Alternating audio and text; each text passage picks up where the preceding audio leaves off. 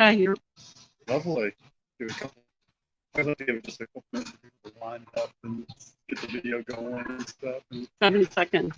You're on. And we're on. Good evening, everyone. Thank you for joining us again from live from the Dew here in Bellevue, Tennessee. We are running to you live from the Red Wine and Spirit and Wine Shop. I need to get that right. It's located right here on the corner of Otica Boulevard and Highway.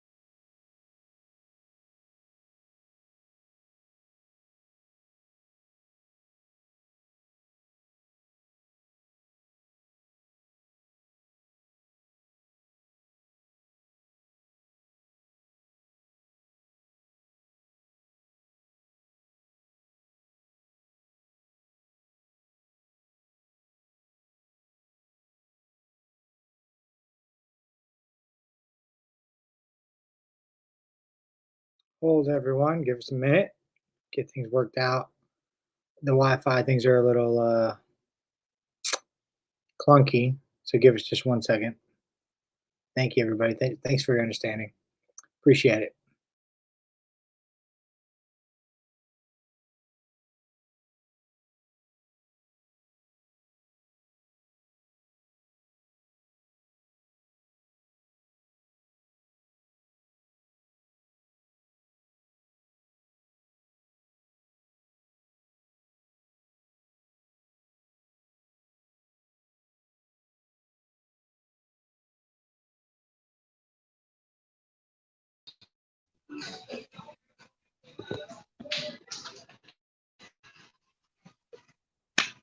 Take two. Let's try this again. Where was I? I don't even know. Hopefully we're back on with all of you. So like I said, this is I'm Glenn Biggs, president of Community Arts of Bellevue, which is a 501c3 organization, nonprofit organization that with the mission statement of to create, promote, educate, and uplift the arts and culture of Bellevue and the West Nashville community. And we're certainly going to do that tonight. Community Arts of Bellevue is a 501c3 organization, totally volunteer run with no paid staff. None of us are getting paid tonight, although we're so you can become a member of Community Arts of Bellevue. And Matt, if you get a chance, maybe you can put this up on you just go to ofb.org and click on membership for donations, and you too can become a member of Community Arts of Bellevue. I said for folks in the community to become involved with us. I mean, if you're looking for an opportunity to get involved with visual arts, performing arts, culinary arts, writing, dance, stage, on stage, backstage, off stage, whatever you'd like to do. No, we're looking for community people who would like to get involved with the organization. Introduce to you tonight our host here at Red, Mr. Phil Thompson. Phil, hello. Thank you so much for bringing us on tonight. We're going to do fist bumps, I guess, COVID. Thank you for the opportunity, Glenn. Thank you. I also want to thank the general manager of the hotel for allowing us to be on this. So, Bill, tell us a little bit about what we're going to see tonight. What we're going to talk about. We're going to play the wine French grape, French origin, but it's planted all around the world. There's certain DNA with white grapes, which is interesting. So we'll get a little geeky, a little fun, and maybe even taste something. I'm all about the taste part. Bring it on. So, Phil, tell us a little bit of the history about yourself. How did you get into all of this? I grew up with a mother that was from California. It's in a Spanish and French Basque community. So I had wine at the table as a little kid. Wow. And we also cooking and exposed to world and started part-time here in the Christmas and enough to learn Central California. So it's mostly bulk jug grapes there, but Right. we won't But we know dwell where the too good much stuff's at. It Yes. ain't that far up the It's road. further north. That's cool. That's cool. So, you wouldn't consider yourself always a sommelier. No, sommeliers take very specific classes, Mhm. and they tend to be very focused. In the retail world, we sell everything from jug wine up to highly allocated wines that are pet projects for sommeliers. So there's a broad band in between, and we educate ourselves. We educate the team weekly. We have very extracted conversations online with each other off work, and it's a constant process of learning more, tasting more, getting the associations together, and then ultimately how we present it to the customer, because sometimes too much information is too much information. Yeah, kind of look at that glazing over when he's like, okay, I've done it. Yes, yeah. We have been accused of, when being asked for the time, telling a customer how to build a watch, and sometimes they just want to know the time. And That's a good one. yeah, and it speaks very much to 95% of wine customers in the U.S., not just here. Sure. That makes me feel a little better. So what are your favorite wines? I'm a foodie, so Okay. it's got to go with food. Okay. And I made a sardine and ripe black olive pasta dish last night, Okay, this sounds interesting. and it was a Sicilian dish, so I had a Sicilian Nero d'Avola with it, and it was great. And it was fun to make the dish because I'd never used sardines in a dish before. But I it don't turned think out, I've ever heard of such. and with tomato sauce and lemon juice, it was great. But you know, I'm very much into what goes with what, because I was raised with food.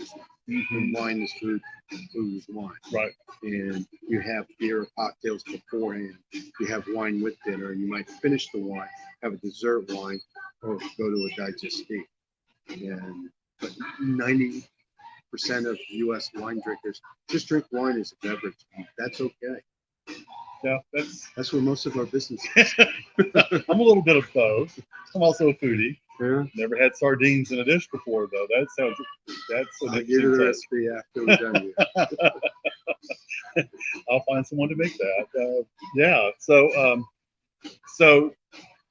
if you're just going for your drinking wine, what do you like? It's a hot summer day. Where do you lean to? Well, with the heat and the humidity here, there's a physiological effect of that air. It's wet. Yeah. You want something refreshing, something with a little bit of acidity to it, because it helps with the refreshing. So certain types of Sauvignon Blanc, there's a huge range of white wines from Italy, Spanish whites, and then you've got a classic from Portugal, the Vinho Verde. It's lower in alcohol, it's slightly effervescent, and it's a porch pounder, and they're very reasonably priced. Porch pounder. Yes. You heard it here first, folks. Porch pounder. That's interesting. Yeah, because we in our house we have a red wine drinker, and then we have a white one. And so there's always a lot like Sauvignon Blancs and the drier whites that are in the house. Mm-hmm. Well, there's a lot of similarities when you just break it down by acidity, fruit, and whether or not there's minerality or salinity in the wine. So you can go from, say, a Sauvignon Blanc to a Gruner Veltliner from Austria, and you get a lot of the same aspects, but it's just the subtle differences and sometimes the finesse in the wine that distinguishes one from the other. Okay. You know, there's a lot of pear, apple in wine, and it's refining the white peach, the apricot, and things like that. Maybe even a little lanolin texture like in the Viognier grape. Yum. There's so many things out there to There try. is. You have no excuse to drink the same wine twice. Unless you find one you really like, then you hook in there for a little while. One of the things we like to say here is you don't have hamburgers and french fries every night for dinner, so why have the same wine? Right. True. Exactly. Exactly. And every day's temperature and humidity is different. So amount of sleep you've had, you could be all over the place with choices. And if you get the right one, it makes your day Cool. Nice. And it does. It certainly can. in more ways than one. In more ways than one. So, why did you choose Pinot Noir for our show this evening? Well, in looking at what grapes are really popular, Chardonnay and Cabernet Sauvignon, they're the two leading grapes in terms of sales in the United States. But Pinot Noir is a great red grape for when it's this hot out. But in thinking now it's September, there's less than 100 days or 105 days left in the year, and we've got some major holidays coming up. And one of the things that Hard to happens believe, but yeah. during the holidays between Thanksgiving and Christmas and Passover is that people come in and say, what goes with turkey? What goes with prime rib? What goes with ham? And it's like, I don't know what red grape. And it's like the answer is Pinot Noir, Pinot Noir, Pinot Noir. Just tell them Pinot Noir. Yes. And it's quite easily lightly chilled, and it's still refreshing. You just have to be careful of how cold you get it. But that's true with any. What's the perfect temperature? For Pinot Noir, it will be somewhere between 55 and 60 degrees. Okay. Going for cellar temperatures is just a little bit warmer. It's a little bit cooler than I actually thought it would be. Well, the grape hails from the part of the world that has snow and freezing temperatures in the wintertime. From the Burgundy area of France, it has a continental climate. You look at pictures of the vineyards in the wintertime, they're covered with snow. Okay. Never thought about that. Yeah, and you look at the foods from that region, they tend to be very hardy for their fall and winter seasonal fare. Okay. But the ones grown in California, not so much. No, you've got almost too perfect growing conditions, and they had horrific fires in 2020, and that's an ongoing issue. But the ambient air temperature is so high compared to the overall temperature in Burgundy that you get really ripe fruit there, Okay. and it makes a bigger wine in the mouth, and the bigger fruit tends to mask the natural acidity in the grape. So, are there different grades of what I would call lighter Pinot Noirs to bolder Pinot Noirs? Well, there are I call it that. bolder is probably a better term. Well, it's classically a softer grape than like Cabernet Sauvignon that is known to be very tannic. It's one of the most tannic red grapes there is. And tannin has that astringent kind of pulling feeling in the inside of your mouth, and you can feel it on your lips and gums. Pinot Noir isn't quite as tannic. There are tannins in some of them, especially some of your more aged Burgundies that are cru or Grand Cru status. They can be big and for the grape, and that's something that you always want to be cognizant of. Is it light or bold for the varietal? Right. Because you can get stuck in this thing of I only drink bold, and you're drinking really hot climate California cabs, and there's a lot of residual sugars in the wine, and then you go to a Pinot Noir and say there's nothing there. Well, it's not supposed to be as big as that, and you just the difference between filet mignon and a T-bone. You say they're both steaks, they're both beef, but one's got a very delicate flavor and taste of beef, whereas the T-bone is much more assertive on the palate. Sure. Same thing with the wine. So, okay. So then staying with that, so do you pair those different varietals of Pinot Noirs with different foods as well? Most certainly. If you were to have something like a beef brisket that had a sweeter sauce to it, you might want to go with bigger fruit on there, like a really nice Willamette Valley, Oregon produced Pinot that's got bramble fruit. It's got maybe a little cola in there. It's got your baking spices.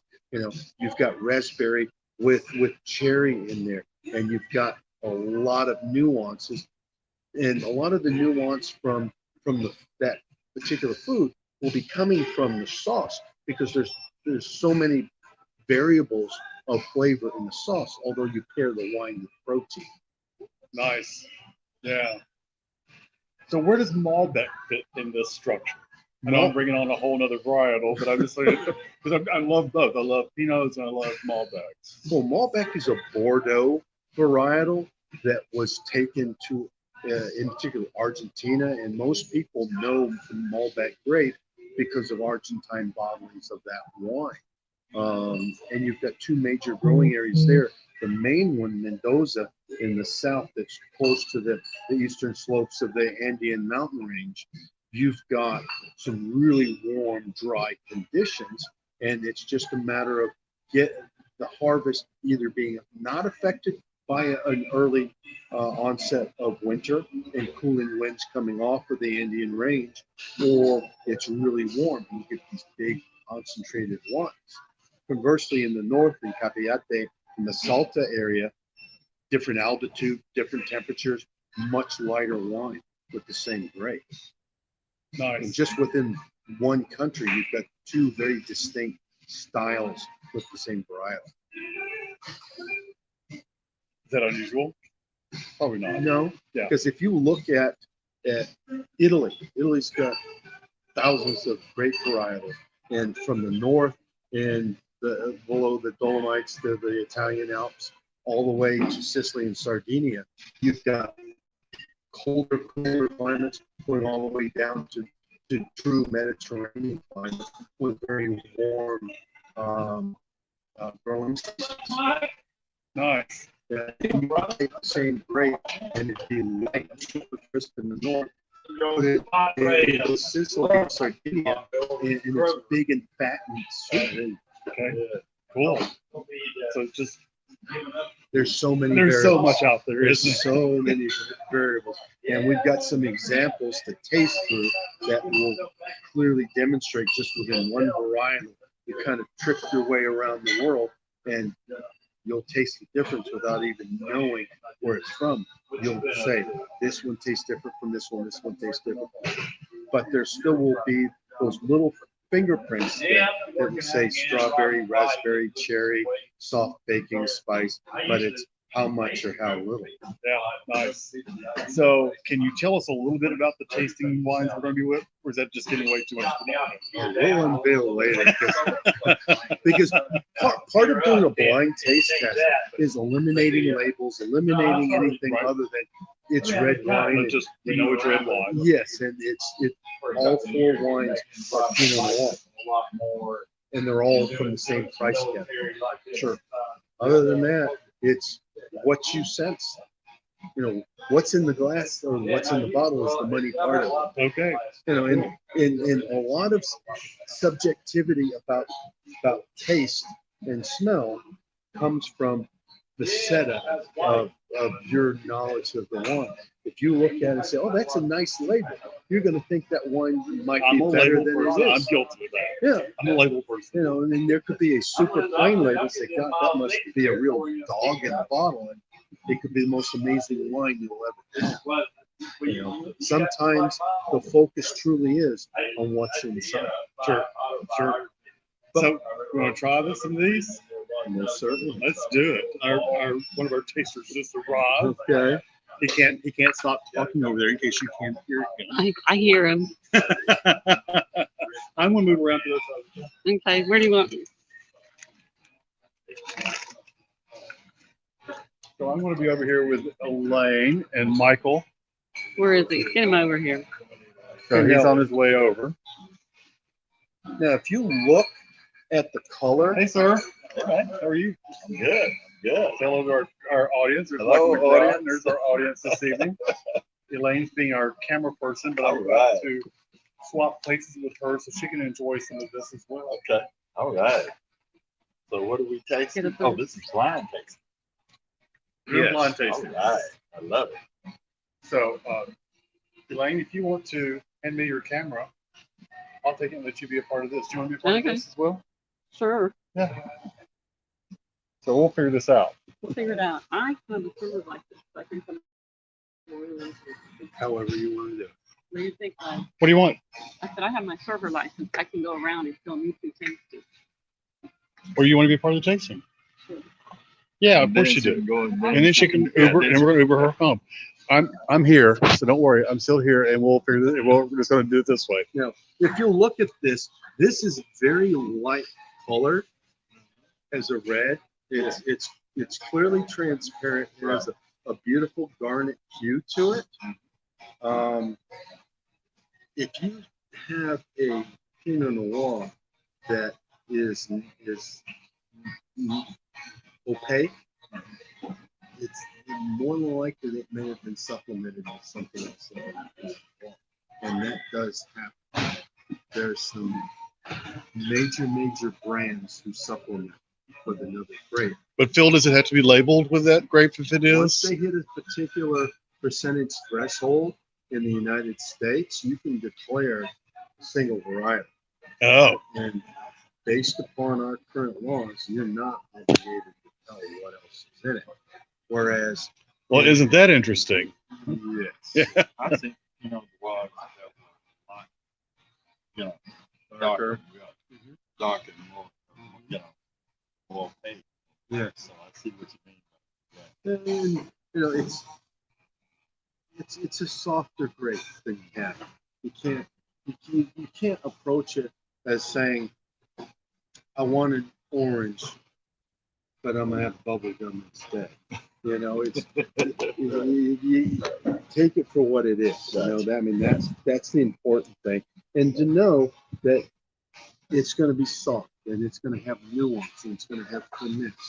You know, a lot of American foods these days are supplemented with high fructose corn syrup because America has a sweet tooth, and things that normally wouldn't have a sweetening agent, wouldn't be sweet food, are sweet.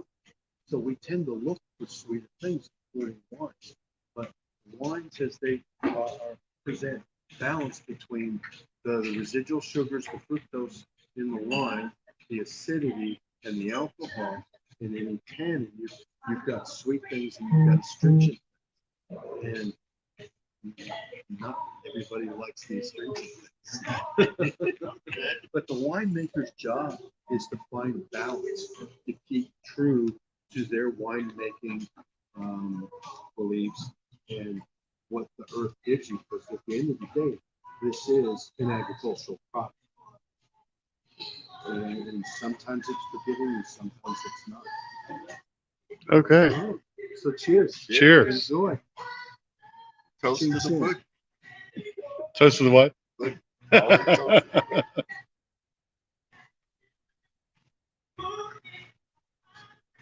It's soft. Oh, very nice. It's light.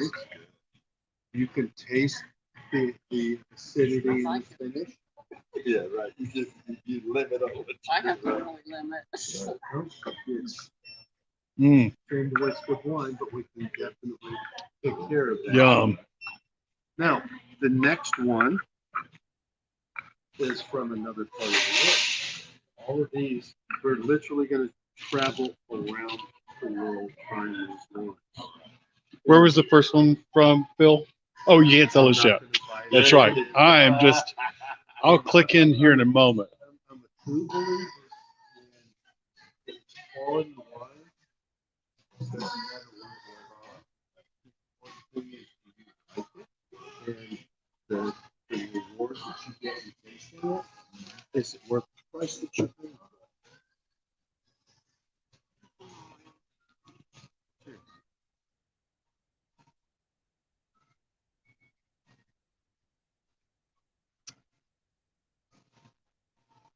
Very different.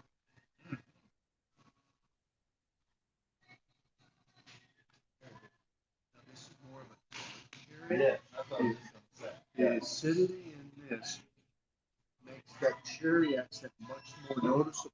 The first one had a little bit more of like a raspberry cherry note, and had a little bit of soft bacon spices.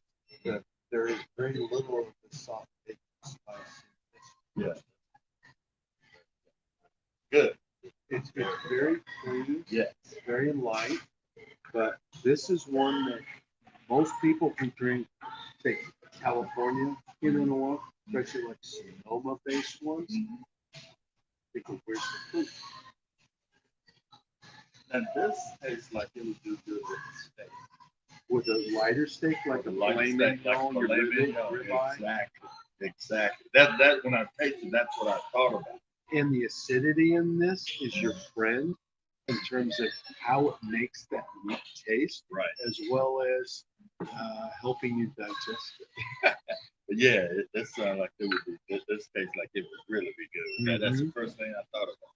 You know, it's when you're drinking something on its own, you want you get a certain expectation. When you try a wine with food, and you maybe only have known the wine as a beverage, and you try it with food, it could take on completely different dimensions from your experience with it just drinking it as a beverage.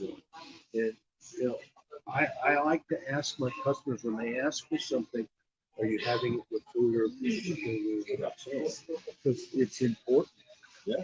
Especially like with this one, with the acidity that you saw on that, or tasted. And if you look at it, this is a very different color than the other. This is darker. Yeah, this is even darker. Oh, wow. Yeah, very much so. Cheers. Cheers. Now there's a little bit more of a little cola tea Yeah. accent in the aroma of this one.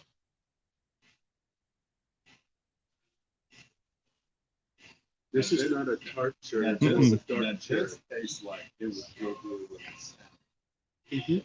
salmon. Mhm. It's still got a lot of acidity to it.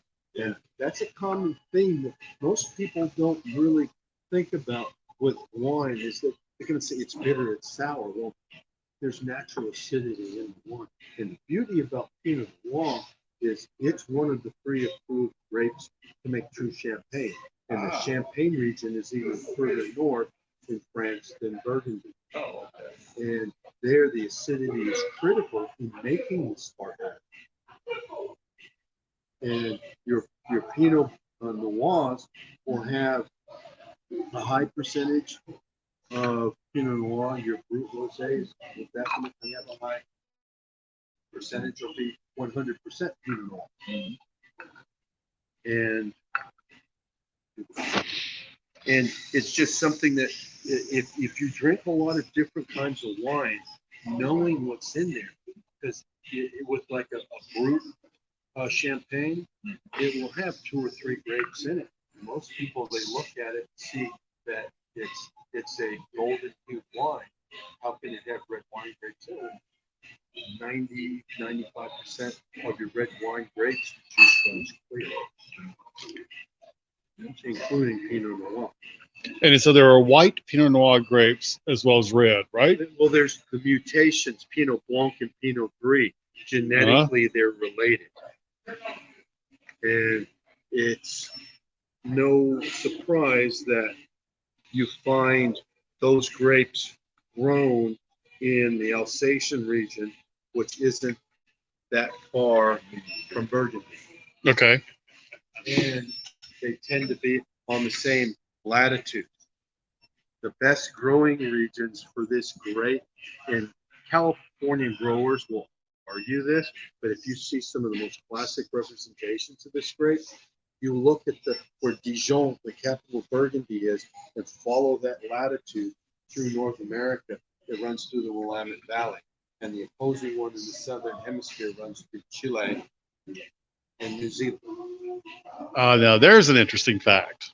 That's cool. You start looking at, oh, okay, now I know why this is the money people behind the wine growing operations are putting certain grapes in certain parts of the world. Right. Literally on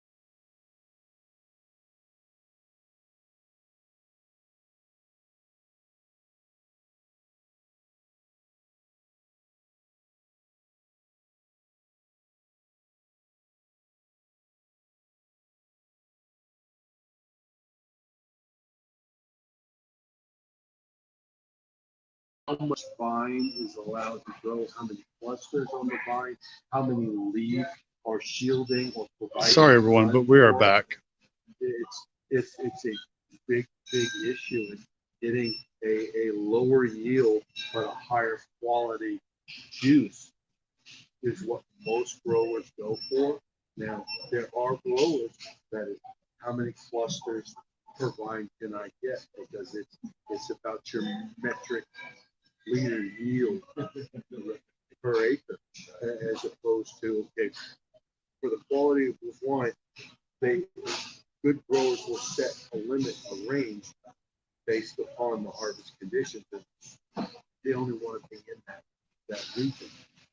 And it's responsible or generally with Pinot Noir, it doesn't work in. Well, Right. You got to decide one or the other. mm-hmm. These are excellent. Yes, they are all of them. Mm-hmm. All Let's get back over here, Mikey. Fabulous. Great. Are we back live? We are. Okay. Well, the first one is California. This is from Santa Barbara. This is in the south, but because of where it is, you've got really cool onshore breezes. I've surfed around there, and the water temperature isn't very low, and that helps this grape grow slowly, lightly. You know, this is definitely a marathon, not a sprint. Can we choose which one we like the best first, and then come, and then big unveilings? I would have never thought that would be in that one, though. And then the next one is from Chile.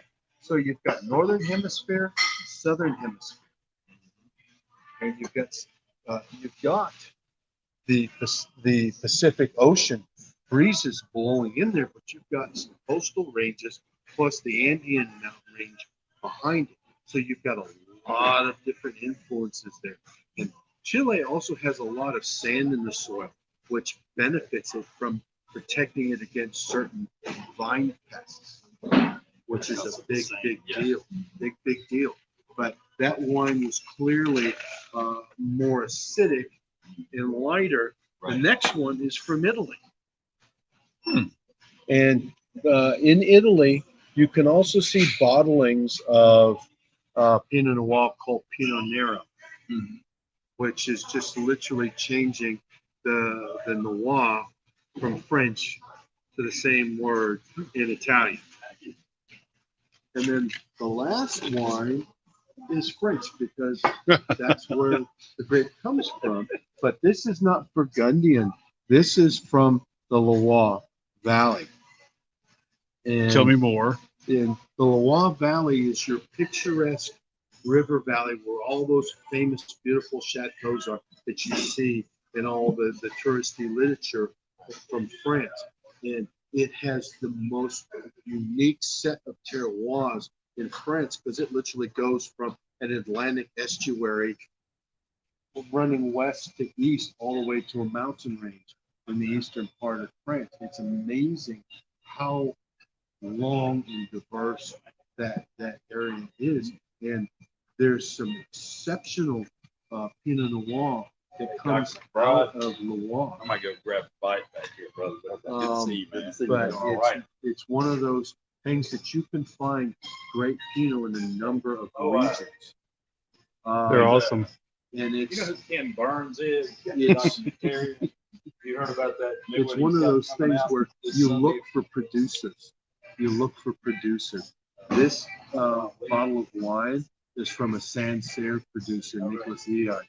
And we carry their Sancerre Blanc, which is 100% Sauvignon Blanc, and it's grown on limestone seams. So you've got a great minerality to it. And there's some minerality to this red wine. The vines pull all kinds of nutrients and minerals out of the soil, and it gets expressed in the wines to a greater or lesser effect based on the winemaker's approach to making wine. Nice. It's really funny because I've drank two of these before. Two I have not. And I would never been able to like say, oh, that's a sea glass. I never would have pulled that one out. But I've had that wine before. The Natura, or Natura is how I say it, I know is a organic wine. That is true. I'm not sure about the other three. Well, Or because again, this is something I want to talk about as well. Is about this organic, European organics versus United States versus in sustainable. different parts of the world, the registration and certification of organic agriculture comes with either a lot of paperwork or a minimal amount, but there's also sustainable farming. And a lot of producers do that, especially in Europe, because it's less expensive to sustainably farm because you're not buying pesticides, you're not using herbicides, you're not using insecticides, you're buying ladybugs, you're running sheep through your vineyards, and the sheep will eat the grass and the ground cover to the ground. Plus, it's a cloven animal, and their hooves as they walk through the vineyards help to aerate the soil. So, and then the droppings serve to help fertilize the soil as well. Yeah. So, it may cost you nothing to run, sheep, a flock of sheep through your vineyards. But sheep won't eat grapes. No. But That's amazing. But you can't use goats because goats will eat everything. The goats will eat everything. They'll eat the vine, the leaves, the paper, they eat everything. So running sheep through, they eat all the way to the ground. So it's perfect. And you're not adding anything negative to the environment. Thus, you're not adding anything impactful to human physiology. So are we not seeing more of that?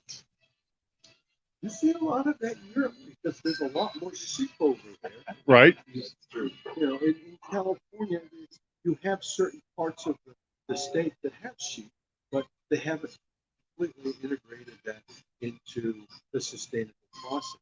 They're using a lot of very clever insect rotations from the time the buds break to harvest, because there's different insect pests that will be attracted to the flowers, the pollen, and then to the sugars in the fruit. So you've got different challenges throughout the growing season. But you also have history on the side of your old world makers, and that they've been making wines for centuries. Whereas, the Franciscan monks that created missions and started growing grapes in California wasn't until the 16th century. So, Pinot Noir, the Celts cultivated a grape like this, and the Romans came in the first century and showed them different viticultural techniques, and we're off and running. So you've got a 1,600 years head start. Right. Yeah, just a little bit. Yeah. Very interesting. Can you tell me a little bit? And you may have already hit on this, Phil. I don't want to duplicate, but the difference between organic and sustainable. Sustainable has to do with agricultural processes that are land stewardship applications, whereas organic, you're looking to keep certain identified impurities out of the growing environment. So one of the big misnomers is sulfites. Sulfites are naturally occurring in wine. They are produced in the fermentation process. Added sulfites it's a means of using the same chemical compounds to help preserve the wine, especially if it's being shipped. Okay. And certain grapes are more at hazard of transportation over others. And they have higher sugar levels. You're creating an environment that's perfect for yeast, mold, and bacteria. And yeast has already worked its magic to produce the wine. And it's very simple. Yeast consumes the sugar and the byproducts of that are alcohol and CO2. You know, in the still wine, the gas is allowed to escape. In sparkling wines, it's captured or put back in later. But with organic, you're eliminating the use of insecticides, herbicides, and pesticides, especially if they're systemic, because systemic chemical compounds in those type of applications can get into the vine and stay in the vine. And a lot of these vines that are producing grapes for productive purposes are 10 plus years old, some of them 30, 40, 50 years old. And once you contaminate those vines, there will be residual compound release in every harvest. So, you know, there is some questions about practices 20, 30 years ago in different parts of the world. And there's been a lot of soil tests and a lot of examinations and cuttings on what might be there and what isn't there. But when you essentially practice sustainable farming